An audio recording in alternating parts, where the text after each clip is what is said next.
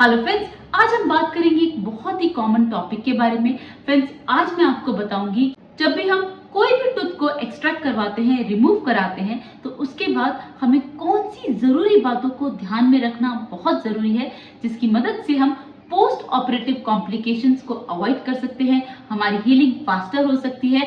और friends, I am telling you, अगर जो मैं बताने जा रही हूँ अगर आप उसको सही से फॉलो करते हैं तो friends just with in 2 days आपको ऐसा लगेगा कि वहां पर ना ही कोई दर्द है और ना ही मुझे कोई दिक्कत। मुझे तो ऐसा लग रहा है कि मेरा कोई दांत निकला ही नहीं। फ्रेंड्स, आज का टॉपिक बहुत इंपॉर्टेंट है, लास्ट तक बने रहिएगा। चैनल को सब्सक्राइब नहीं किया है तो प्लीज कर लीजिएगा। Let me start. Hello friends, I am doctor Pratibha, oral implantologist, laser specialist and periodontist. Friends, मैं पीरियड डेंटल गुरुग्राम इंडिया की फाउंडर और हेड सर्जन हूँ। और आज मैं आपको बताने जा रही हूँ कि जब भी हम कोई भी दांत निकलवाते हैं तो उसके बाद कौन सी जरूरी बातों को हमें ध्यान में रखना और फिर उनको सही से फॉलो करना बहुत जरूरी है।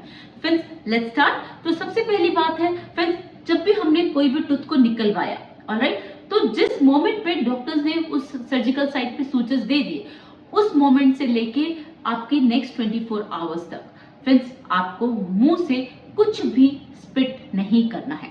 फ्रेंड्स, ये इतनी इंपॉर्टेंट बात है जिसमें जितना ज्यादा एम्फसाइज करूं उतना कम है। तो फ्रेंड्स, मेक श्योर जैसे ही आप डॉक्टर की चेयर से, सर्जिकल चेयर से नीचे उतरते हैं, उससे पॉइंट्स लेके आपके नेक्स्ट 24 आवर्स तक आपको अपने मुंह से बाहर कुछ भी नहीं निकालना है, कुछ भी स्पिट नहीं करना है। अगर आपको कुछ पीना है, पानी पीना है, तो सब कुछ अंदर जाने दीजिए, राइट। सलाइवा भी अंदर जाएगा। अगर बाय चांस मुंह में कोई ब्लड भी आता है वो भी स्वेलो होगा, लेकिन आप अपने मुंह से कुछ भी बाहर नहीं थूकेंगे।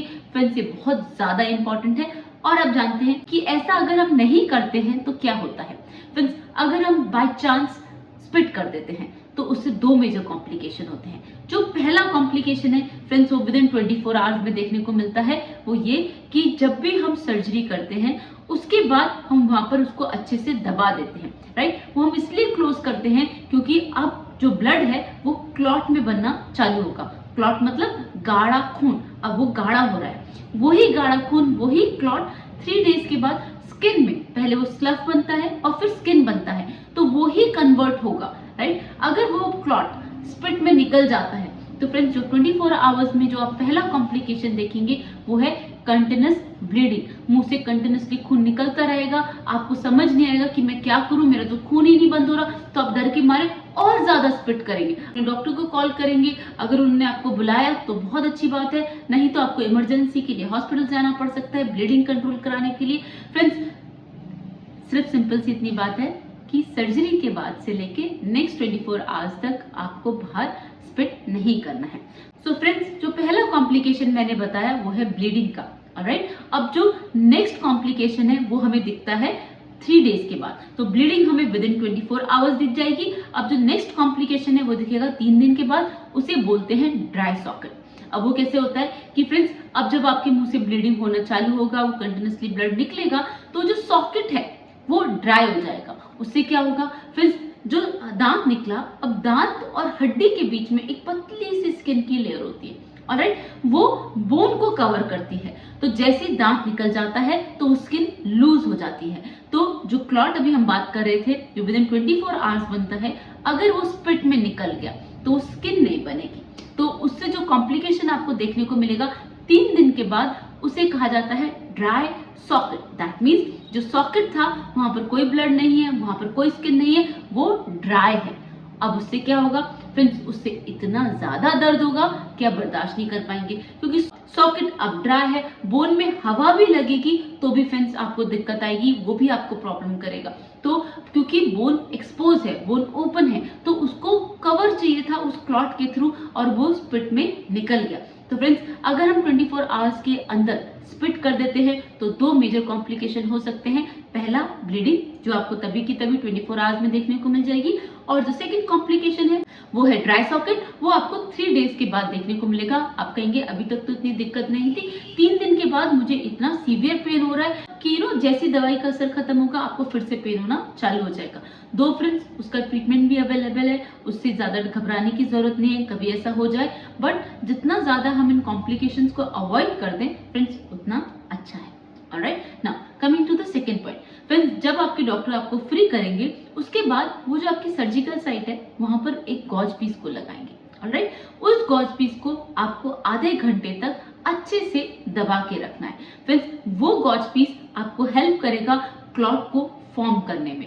तो उस गॉज पीस को for another half an hour, अगले आधे घंटे के लिए आप अच्छे से दबा के रखिए। उससे आपकी जो हीलिंग है वो एनहांस होगी, क्लॉट फॉर्मेशन अच्छे से होगा और फिर आपको पोस्ट ऑपरेटिव कॉम्प्लिकेशन नहीं देखने को मिलेगी। Now coming to the third point. Friends, जैसे आधा घंटा होता है, कई बार अगर सर्जरी प्रोलॉन्ग्ड होती है तो आप उसी समय पे मेडिसिन ले सकते हैं, पेन किलर ले सकते हैं। अदरवाइज अगर शॉर्ट ड्यूरेशन की सर्जरी है तो फ्रेंड्स एनेस्थीसिया का इफेक्ट होता है, but with half an hour आप पेन किलर ले लीजिएगा। एनेस्थीसिया का असर खत्म होने के बाद आप लेंगे तो उसको सेटल डाउन, पेन को सेटल डाउन होने में थोड़ा टाइम लगेगा, आपको डिस्कम्फर्ट होगा। तो फ्रेंड्स, उसको अवॉइड करने का सबसे अच्छा तरीका है कि हम आधे घंटे से पहले पेन किलर ले लें।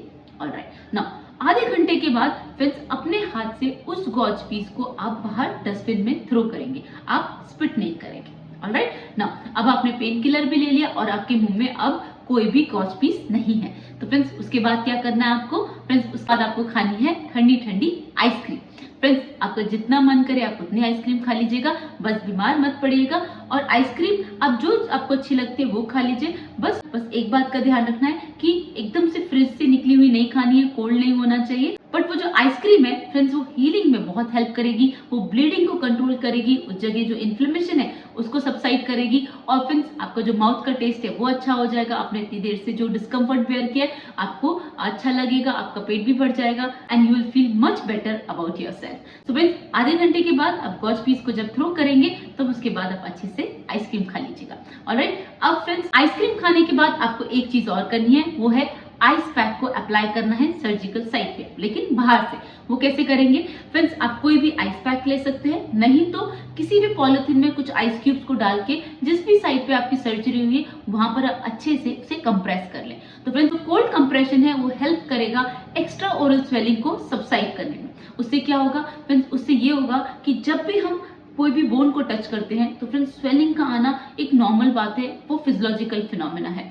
तो फ्रेंड्स जब हम उसकी बाहर से बर्फ से सिकाई करते हैं तो आपको नेक्स्ट डे 24 आवर्स के बाद वहां पर स्वेलिंग नहीं दिखती है, तो आपको आपके फेस में एसिमेट्री नहीं दिखेगी। नेक्स्ट डे आप डरेंगे नहीं, आपका कॉन्फिडेंस कम नहीं होगा और आप अपने ऑफिस या कोई भी आपको काम है उधर अच्छे से कर सकते हैं। तो फ्रेंड्स एक बार मैं फिर से रिपीट कर रही हूँ कि जब आपका सर्जरी हो जाए तो उसके बाद आपको बाहर स्पिट नहीं करना है, गॉज पीस को आधे घंटे तक दबा के रखना है, आधे घंटे के अंदर हमें पेन किलर ले लेना है, आधे घंटे के बाद हमें अपने हाथ से गॉज पीस को बाहर थ्रो करना है, उसके बाद हमें जी भर के आइसक्रीम खा लेनी है। आइसक्रीम खाने के बाद हमें बाहर से कोल्ड कंप्रेशन देना है, बर्फ की सिकाई करना है। ऑलराइट, अब फ्रेंड्स ये हो गए आपके इनिशियल प्रोटोकॉल्स जो आपको with in half an hour follow करने हैं।